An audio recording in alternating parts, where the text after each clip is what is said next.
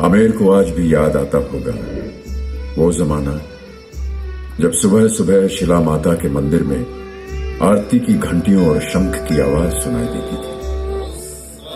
श्लोकों का पाठ, अकबरी मस्जिद से आजान, जहां बजता था शंख वहां होती थी आजान भी। नक्कार खाने से शहनाई की भैरवी, वो दरबारियों की चहल पहल, हाथियों की चिंगाड़, वो घोड़ों का हिनहिनाना, वो चौबदार की आवाज, बाअदब बामुलाहिजा होशियार सूर्यवंश आमेर नरेश महाराज मानसिंह जी पधार रहे हैं। वो राजा का दरबार में नामुदार होना, वो सियासती बातें, वो रानियों की किलकारी, वो जनाने में गीत, वो दरबार में ध्रुव पद, वो घुंघरू की झनकार। इसकी किस्मत में लिखा है यूं ही चुपचाप खड़ा रहना, यूं ही दौरे जमाने को बदलते देखते रहना। ये गवाह है उस शाही जमाने की शान और शौकत का, ये गवाह है तख्त और ताज के बदलने का, ये गवाह है माजी का, आज का और आने वाले कल का। राजधानी बनते ही उन्होंने किले की दीवारें खड़ी करनी शुरू कर दी। वो इस किले की शुरुआत थी और उसके बाद अगले 700 साल तक आमेर कछवाहा खानदान की राजधानी रहा। ये दीवारें पहले नीची थी जब तीरों का इस्तेमाल हुआ करता था, और फिर बाद में बंदूकों के इस्तेमाल के साथ साथ इन दीवारों के कद भी ऊंचे हो गए। गौर से देखें तो पता चलता है कि ये एक ही वक्त में तैयार नहीं हुआ, बल्कि हर हुक्मरान के साथ ये बढ़ता रहा, सजता रहा। इस दौर के एक कवि ने दर्ज किया है, पहुंचत भो आमेर में हुकुम भूप जैसा ही, महल चील ठौरा बने बासर उत्तम माही। जय गणता को नाऊं ये भाशिव फेरी नरेश, करनी अधिकाई जिते बरनी जाति न शेष। राजपूत जितना तलवार का धनी है उतना ही बड़ा प्रेम का धनी भी है।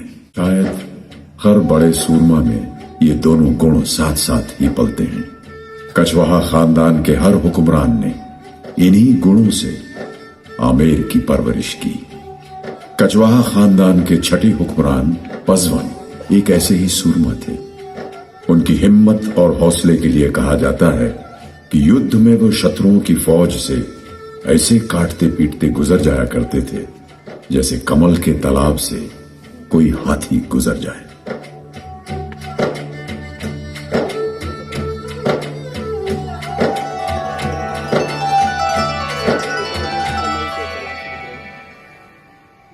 हिंदुस्तान की बेशुमार दौलत और दरिया दिली की शोहरत दूर दूर तक पहुंच गई थी, इसलिए लूटमार के लिए हमलावर बार बार यहां आने लगे। हिंदुस्तान के इतिहास में ये एक नई शुरुआत थी।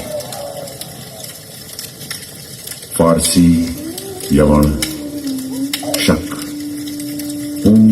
तुर्क, मंगोल, अफगान कितने हिंदुस्तान को फतेह करने आए और लूटपाट आगजनी करके चले गए।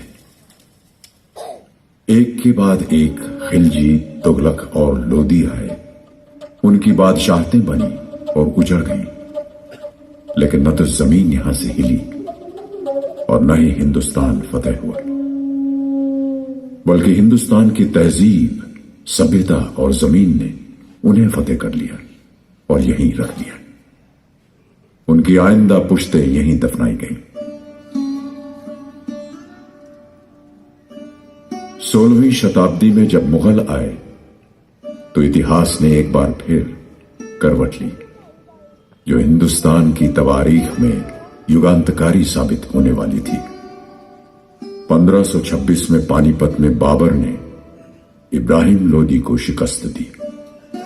इस लड़ाई में तोपों और बारूद का इस्तेमाल हुआ। हाथी बेकाबू हो गए और लोदी की सेना में भगदड़ मच गई। पानीपत की लड़ाई के बाद मुगल कंधों पर चढ़े आ रहे थे। दाईं तरफ से पीछे मुड़ के देखें तो उनकी तोपें दिखाई भी देंगी और सुनाई भी देंगी। बाबर के हौसले बुलंद थे। उधर मेवाड़ के राणा सांगा और आमेर के राजा पृथ्वीराज सहित कई राजपूत राजाओं को भारी संकट की आहट सुनाई दे रही थी। 17 मार्च 1527 में राजपूत और मुगल फौजें खानवा के मैदान जंग में आमने सामने हुई। राजपूतों की विशाल सेना को देखकर और उनकी वीरता के बारे में सुनकर बाबर चिंता में पड़ गए, लेकिन उनकी सूझबूझ और अंतिम युद्ध की ललकार से उनकी सेना का मनोबल बढ़ा। फतेह बाबर की हुई और मुगलिया बादशाहत की नींव पड़ी। आमेर के राजा पृथ्वीराज बहुत धार्मिक ख्यालों के थे। उनकी एक शादी बीकानेर के राजा लूणकरण की बेटी बालाबाई से हुई, जिन्हें राजस्थान के इतिहास में मीरा के बराबर का दर्जा दिया जाता है। बालाबाई और पृथ्वीराज दोनों श्री कृष्णदास पाय हरि के शिष्य बने। श्री कृष्णदास रामानंदी संप्रदाय के प्रमुख और आमेर राजघराने के गुरु बने और आज तक हर शुभ काम में इनको याद किया जाता है। इतिहास में सदियां पांव तले से खिसकती धूप की तरह निकल जाती हैं। 16वीं और 17वीं सदी में मुगल हिंदुस्तान में अपनी सत्ता जमा चुके थे। हिंदुस्तान एक भक्ति भाव से गुजर रहा था।